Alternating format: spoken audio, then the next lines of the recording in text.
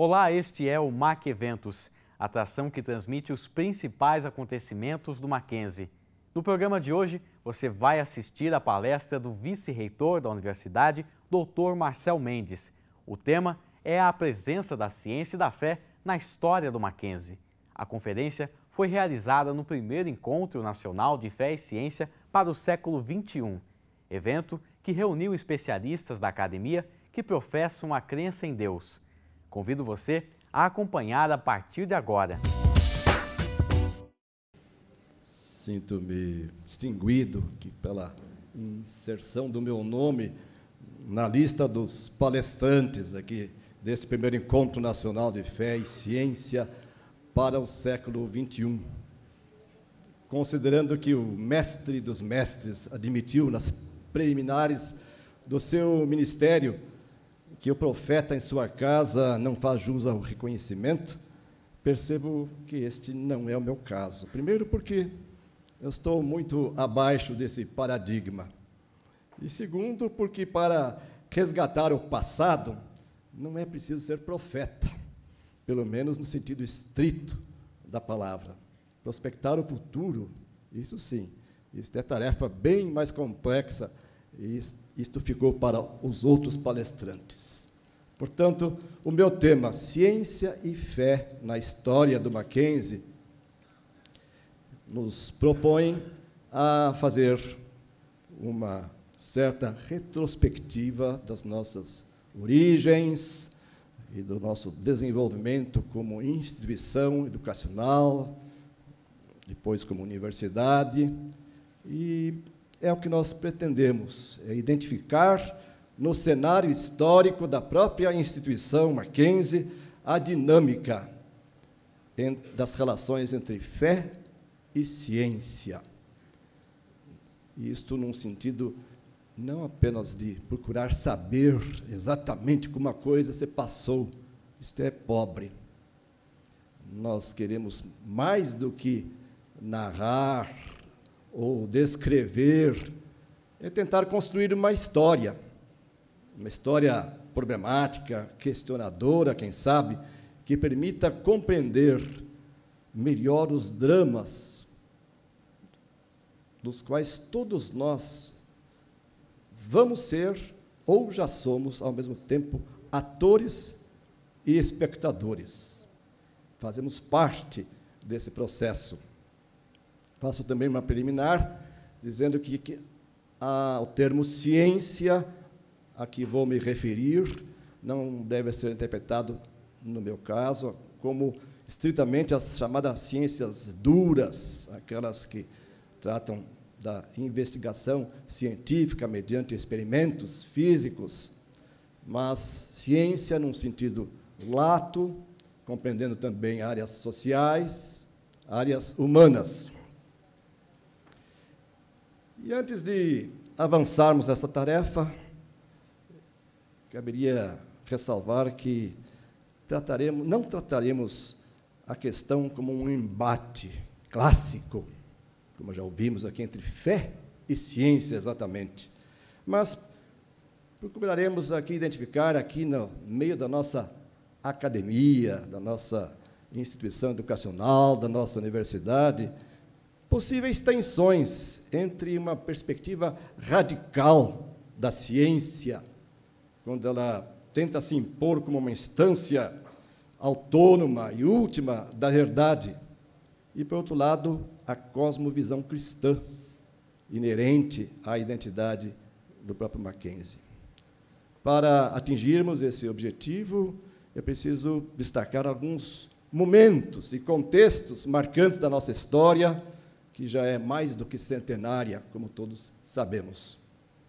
Tendo em mente, então, este pressuposto, nós entendemos que o ambiente educacional, acadêmico, ele geralmente é definido pela escala de valores dos próprios atores principais, isto é, dos professores, dos pesquisadores, daqueles que estão nas salas de aula, daqueles que estão nos laboratórios. Nós podemos dizer que, se quisermos olhar para o Mackenzie, nós não vamos ter tanto interesse pelo CNPJ institucional, e sim pelos CPFs dos seus atores principais, isto é, os professores, os dirigentes, especialmente aqueles que estão na linha de frente, aqueles que interagem com o nosso público de alunos, estudantes, que é, na realidade, o grande objetivo da nossa instituição, é que nós sejamos reconhecidos, identificados, e possamos, de alguma forma, influenciar a vida desses jovens.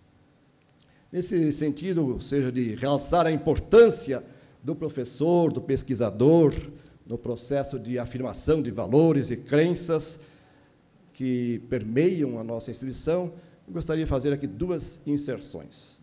Vou fazer menção, em primeiro lugar, do nosso conhecido, querido Max Weber. E ele, em certo momento, ele corroborando com a ideia de que o pesquisador, ele em nenhum momento ele abre mão das suas convicções, das suas crenças. Há uma frase lindíssima que eu tomo a liberdade aqui de reproduzir. Max Weber, referindo ao pesquisador, ele diz: seu labor estará orientado pela direção da sua fé pessoal, pela refração dos valores no prisma da sua alma. O pesquisador não consegue, não deve esconder a sua crença, a sua perspectiva de vida, quando está elaborando como pesquisador, como docente, e é por meio deles que nós queremos, de alguma forma, conhecer aqui a trajetória do nosso Mackenzie, as relações entre fé e ciência.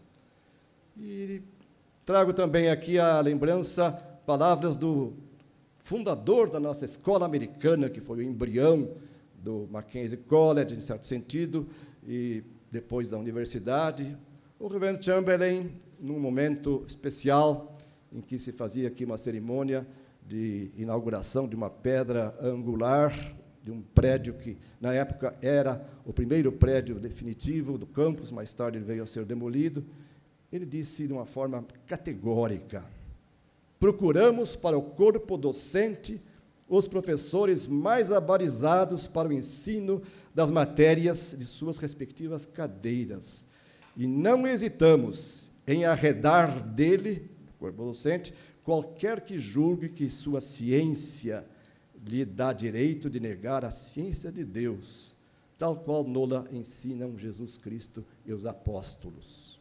Uma afirmação bem dura. Isso está registrado no livro do professor Benedito Novaes Garcês. Talvez nesse momento já seja a hora de fazer assim uma primeira provocação. É interessante notar, por exemplo, que esta firmeza dogmática aqui revelada pelo reverendo Chamberlain, primeiro fundador e primeiro diretor da nossa instituição, de 1870 até 1885, esta mesma convicção que ele esperava encontrar entre os seus professores, dentro do corpo docente, mais tarde ela se apresentou bem mais flexível, bem mais tolerante, quando entrou em cena o chamado Mackenzie College, que foi o precursor da universidade. E nós não estamos inferindo isso, nós estamos aqui observando que há um texto aqui clássico nos nossos documentos aqui históricos do Mackenzie, em que o reverendo Waddell, então presidente do Mackenzie College e diretor da escola americana, em 1922, ele relativizou o peso das convicções pessoais dos professores, desde que garantissem aportes intelectuais e fossem referências de caráter. Vejam a palavra aqui anotada do reverendo Waddell. Aqui ensinam protestantes de diversos tipos, católicos romanos, positivistas e mais alguns cuja simpatia religiosa ignoro, mas cujas vidas são um forte incentivo ao desenvolvimento correto dos seus estudantes. Comparando as palavras de Chamberlain com Waddell, 35 anos após terem sido proferidas pelo fundador, agora numa perspectiva diferente, porque se tratava já do ensino superior, nós podemos fazer, quem sabe, uma reflexão.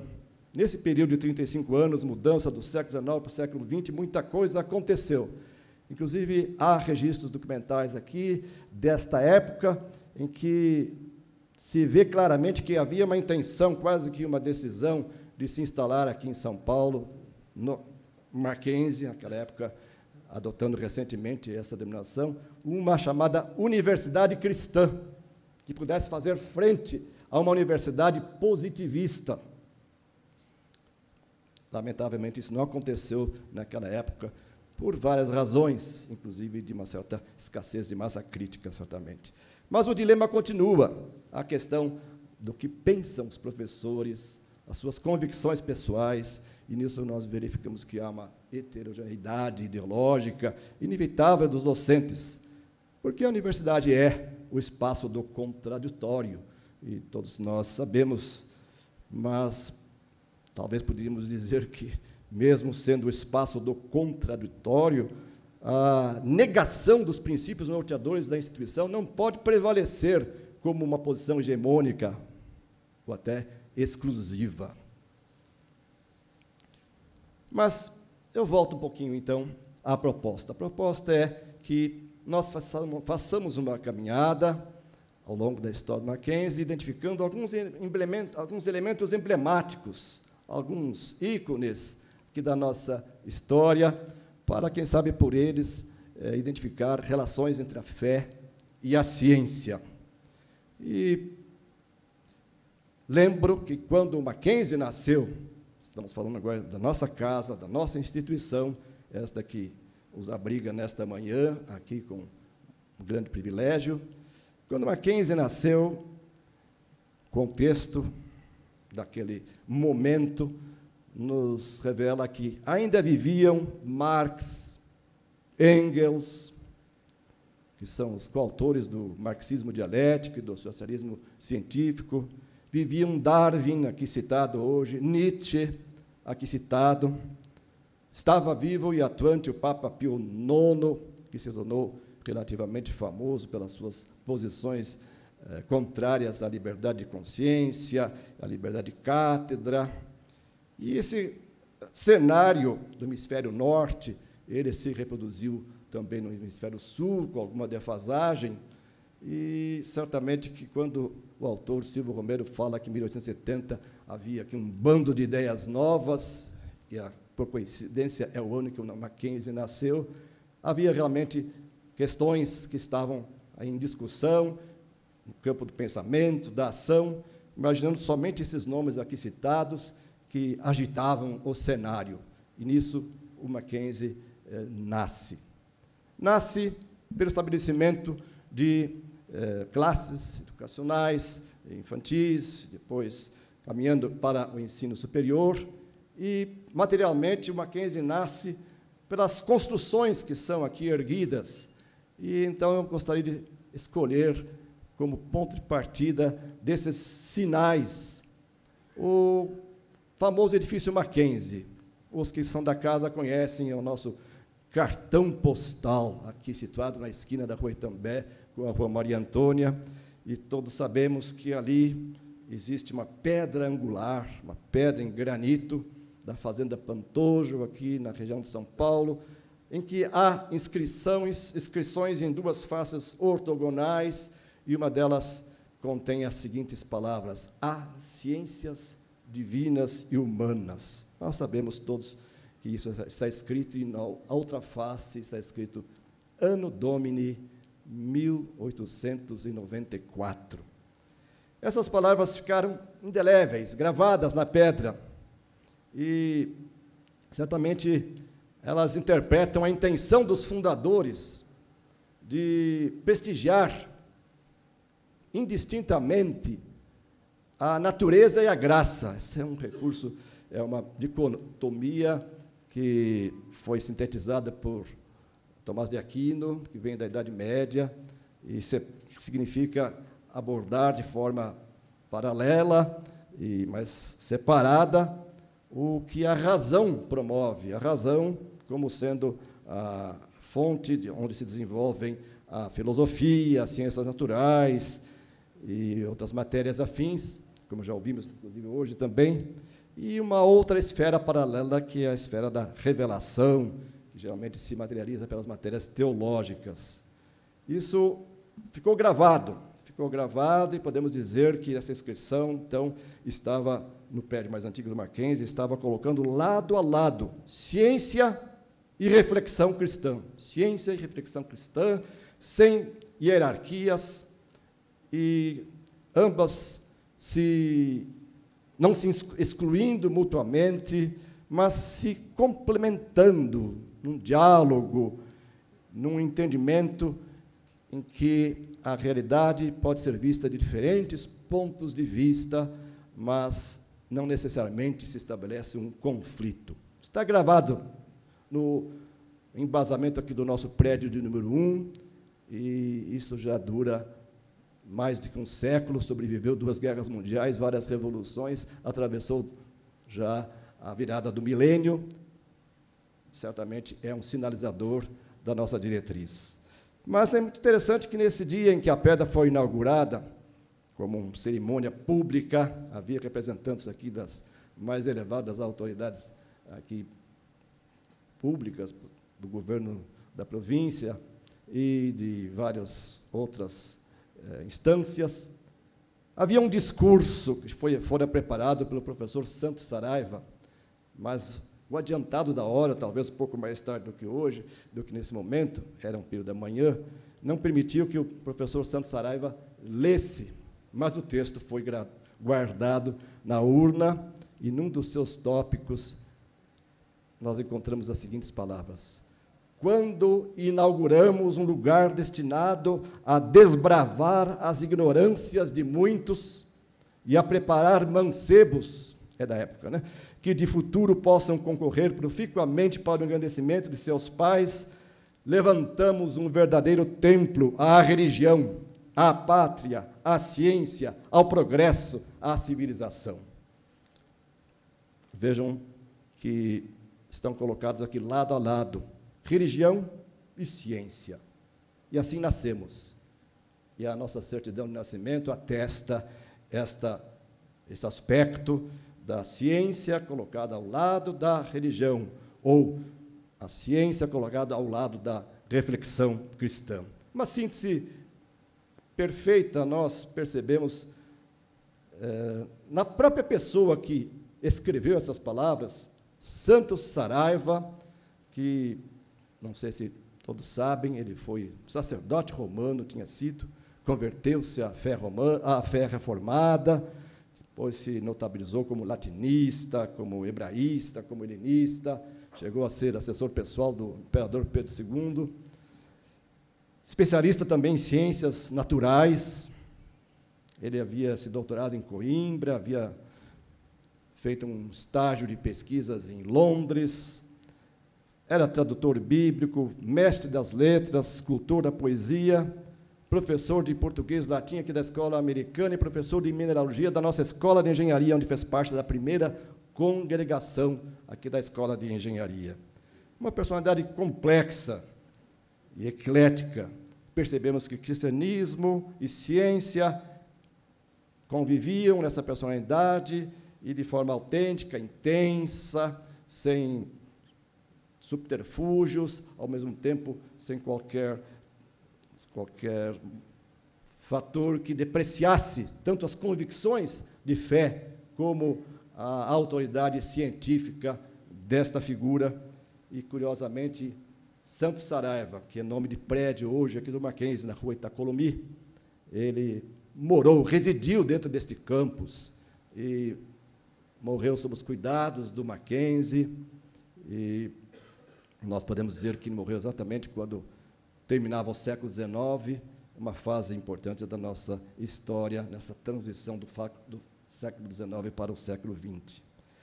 Mas há outros exemplos.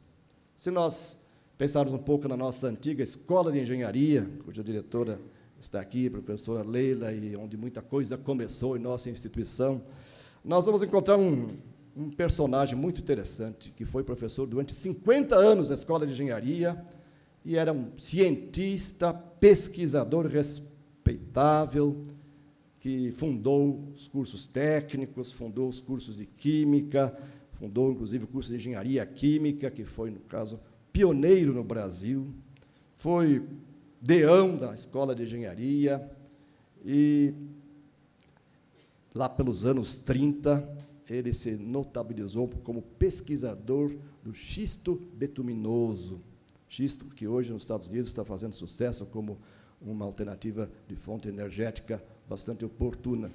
E, em 30, nós tínhamos aqui, na nossa instituição, pesquisas aplicadas em torno do xisto betuminoso, e a tal ponto que, na Revolução de 32, o movimento constituinte de 32, foi até admitido que o Mackenzie poderia ser um supridor de fontes ou de tecnologia para a produção de energia no embate contra a República. Este cidadão britânico, filho de pastor protestante, Alfred Conley Slater, que é nome de prédio, hoje aqui no campus, ele era um cientista de primeira linha na sua época, e era também um cristão autêntico, embora discreto, e cujo viver honrado dignificou o Evangelho. Há um prédio aqui neste campus com o seu nome, e quando nós buscamos nas nossas referências passadas figuras que possam, de alguma forma, representar a boa convivência entre ciência e fé, e possamos, por aí, talvez, concluir qual era o ambiente desta casa, encontramos figuras como Santo Saraiva, que eu acabo de mencionar, e como o professor Slater, que talvez alguns aqui já ouviram falar, ou até, no limite, chegaram a conhecer. Ele morreu em 1958, não o conheci. As referências intelectuais, de intelectuais piedosos, aqui na Escola de Mackenzie, se optarmos por esse caminho, nos levam a identificar alguns nomes bastante familiares para quem estuda a história da Igreja Presbiteriana, ou quem se debruça sobre aqui as origens do Mackenzie pela escola americana. E aí vamos encontrar exatamente figuras que conciliaram seu lado intelectual, sua cultura, sua formação acadêmica, com o lado da fé, da religião, expressando, portanto, que esta instituição, ela, desde as suas origens, ela se desenvolveu num ambiente onde a fé cristã podia ser testemunhada, podia ser praticada, e a academia em nada perdia, pelo contrário, era um ponto forte da diferença da nossa identidade. Menciono alguns nomes de passagem, mas haveria muitos outros. Júlio Ribeiro, conhecido por vários dos ângulos da sua biografia, professor aqui da nossa escola americana, poeta, tradutor, romancista, Antônio Bandeira Trajano, pastor, matemático, professor, autor de livros que se multiplicaram e que chegaram até a quase 200 edições das suas obras de livros escolares. Eduardo Carlos Pereira, reverendo, que teve uma rápida passagem aqui pelo Mackenzie, mas também se notabilizou como filólogo, como escritor, como professor, homem de muitos embates. O próprio Dr. Horácio Lane, muitas vezes citado aqui como um dos personagens mais expressivos da nossa história, também pelo seu lado acadêmico, pelo seu lado da formação, médico que era, educador no dia a dia. O reverendo Modesto Carvalhosa, figura expoente da história da Igreja Presbiteriana no Brasil, homem de muitos saberes. Dr. Erasmo Braga, certamente nome exponencial nessa série de figuras, intelectual que chega a se dizer que da sua geração foi o mais brilhante de todos no país, pastor, escritor, educador, foi capelão aqui do Mackenzie. Dr. Vadel, nosso antigo presidente William Vadel, que era engenheiro civil, que tinha formação em teologia, se doutorou em teologia, se doutorou em filosofia e em todas as suas atuações deixou muito visível e transparente as suas convicções, a ponto de abordar alunos, a ponto de ministrar diariamente estudos bíblicos e ministrar aqui as lições do Evangelho, sem qualquer constrangimento, e tinha uma formação, para a época, bastante qualificada. Mas há umas figuras ainda mais atípicas, não tão eclesiásticas no sentido estrito, e eu vou mencionar bem poucas, mas há muitas. Vou mencionar Pandiá Calógeras. Nós temos aqui uma sala antiga em nome de Pandiá Calógeras, né? Interessante, ele era um católico fervoroso, de formação jesuíta, e foi um homem de muitos fazeres, e, com certo exagero, até se disse que ele foi estadista, parlamentar, diplomata, economista, sociólogo, historiador, pedagogo, engenheiro, geólogo, mineralogista, industrial e moralista. Não sei se cabe tudo isso numa pessoa só. Foi ministro de 2 governos da República, em pastas completamente diferentes, e foi o primeiro ministro civil a comandar o então Ministério da Guerra. E o que ele tem a ver com Mackenzie? Ele foi convidado pelo Board de Nova York para substituir Erasmo Braga, que morreu de uma hora para outra, e ele se tornou aqui o 2º presidente do Mackenzie, também até a sua morte, e deixou aqui uma contribuição como homem de formação eclética, ao mesmo tempo de um testemunho de convicção cristã profunda, um homem piedoso que era respeitado justamente pelo seu perfil de pessoa crente, do modo como ele entendia o Evangelho.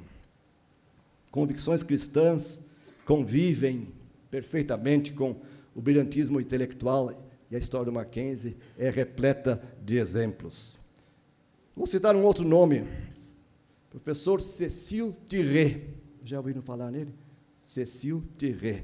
Cecil Tiré, engenheiro mackenzista, se tornou professor catedrático do Colégio Pedro II, no Rio de Janeiro, e, na época, se notabilizou como professor de matemática, escrevendo livros que também foram publicados em milhares de exemplares por todo o Brasil.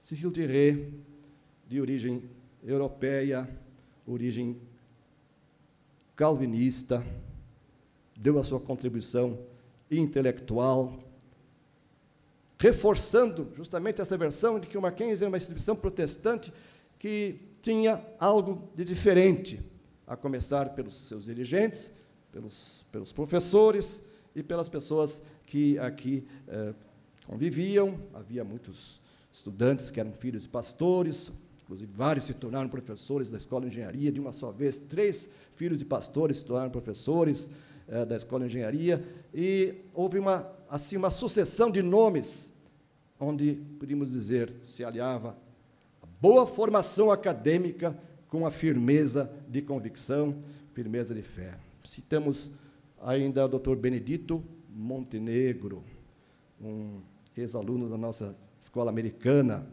médico, se tornou professor catedrático e diretor da Faculdade de Medicina de São Paulo, homem respeitado, homem brilhante, ilustre, que transitava no meio acadêmico e de formação cristã profunda, convicta, se tornou membro aqui do nosso conselho, do Mackenzie College, como convidado externo, pessoa que reforçou sempre esta versão sobre o Mackenzie, uma instituição de bases cristãs.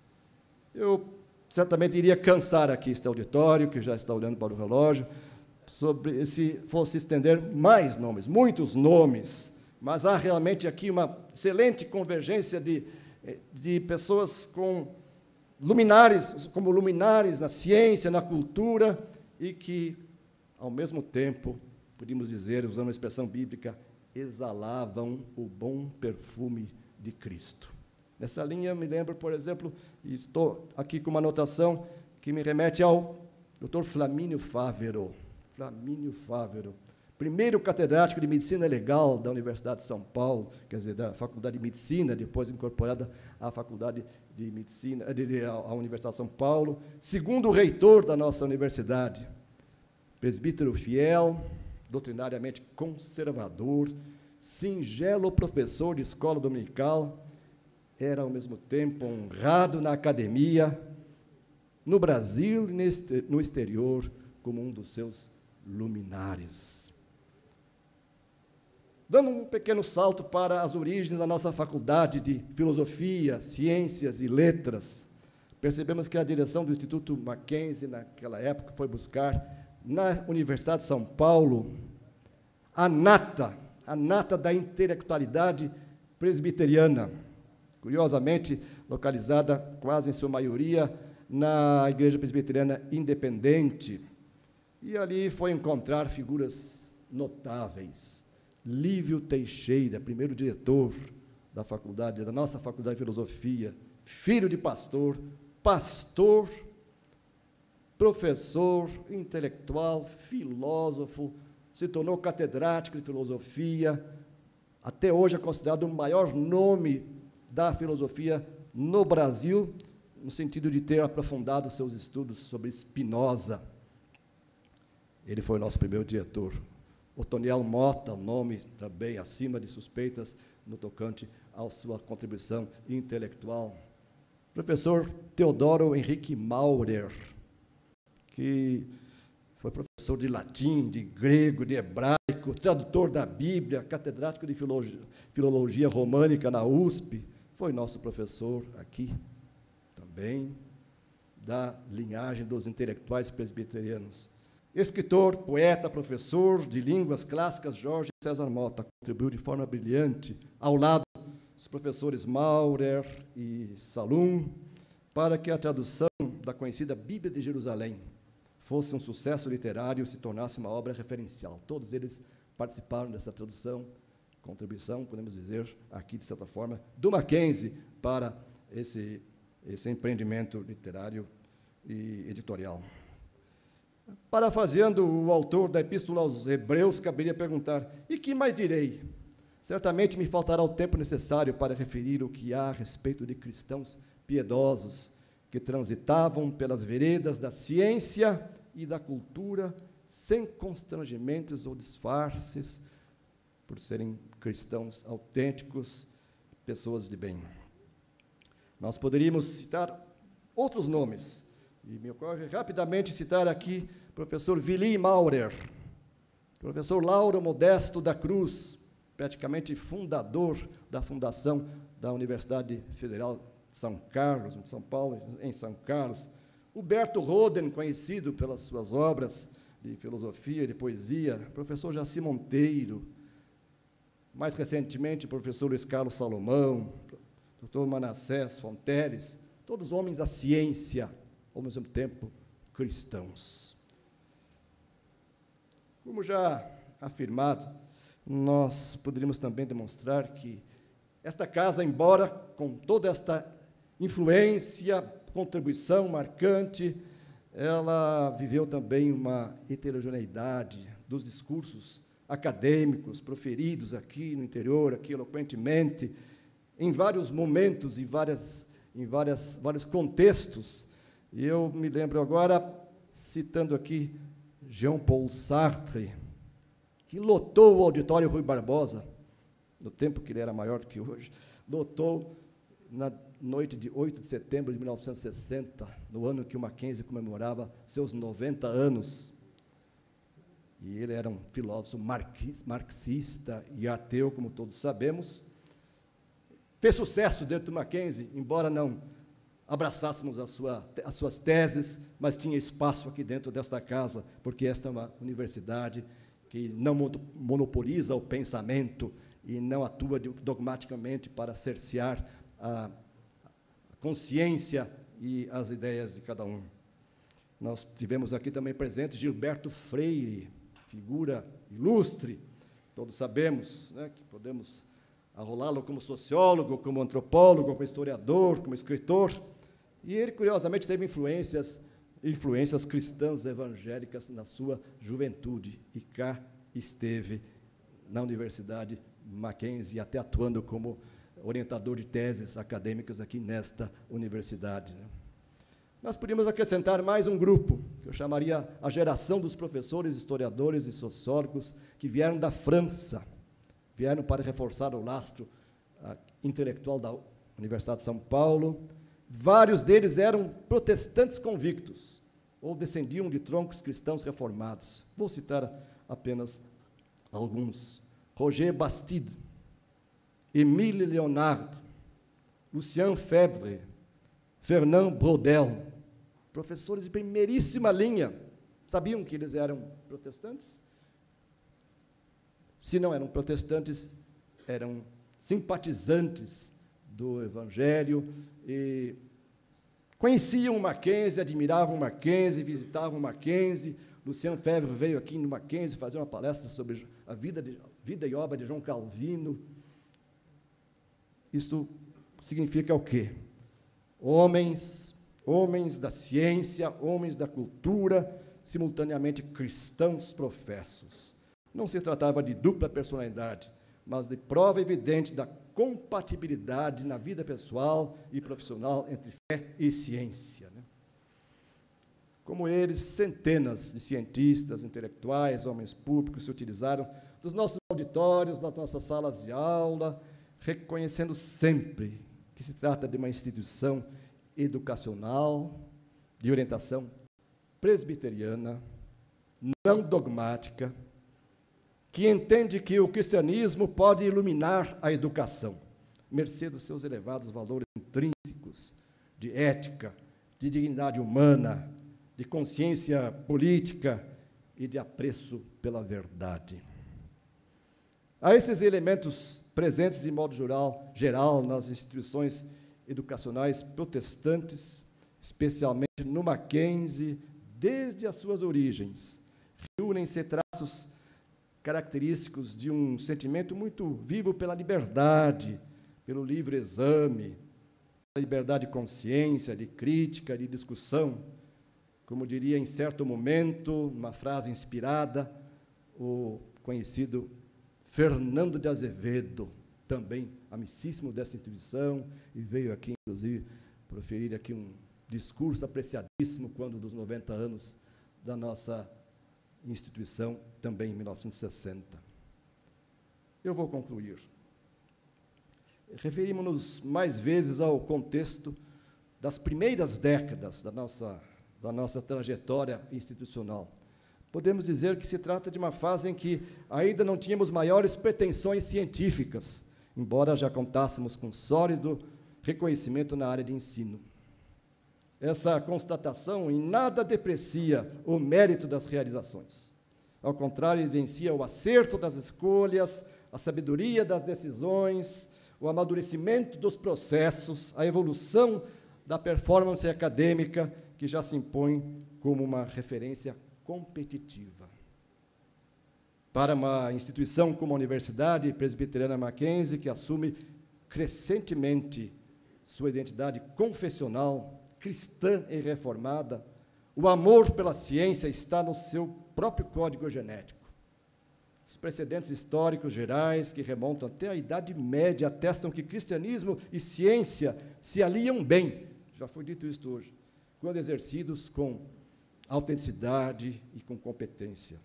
Os antecedentes históricos do Mackenzie, bem mais recentes do que a época mencionada, eles corroboram essa tese, como estamos vendo. Temos investido agora na formação de cientistas, temos investido na instalação de laboratórios, temos feito avanços em pesquisas relevantes. Nossa pós-graduação amplia seu leque de ofertas e conquista inéditos patamares de excelência. Transitamos desde a radioastronomia, em escala de radiotelescópio. Faço referência aqui à presença do professor Pierre Kaufmann, um dos nossos veteranos cientistas, que está ligado à instituição há mais de 50 anos.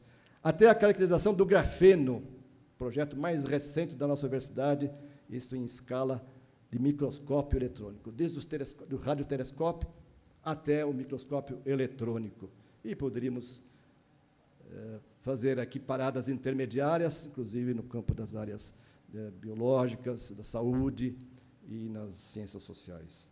Essa constatação de progressiva evolução científica e acadêmica no âmbito da Universidade Presbiteriana Mackenzie não nos induz a declarar a chamada maioridade intelectual de que falava Kant, para, de certa forma, na arrogância científica, dispensar o transcendente, abolir o sobrenatural, aposentar, talvez por tempo de serviço ou por idade, o sustentador de todas as coisas, que reconhecemos também como Criador, e a quem devotamos todo o nosso tributo de adoração e de culto.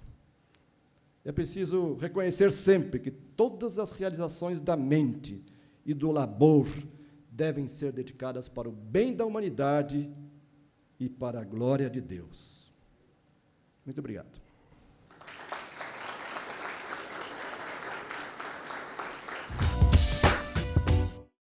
Chegamos ao final do programa MAC Eventos. Nós vamos ficando por aqui.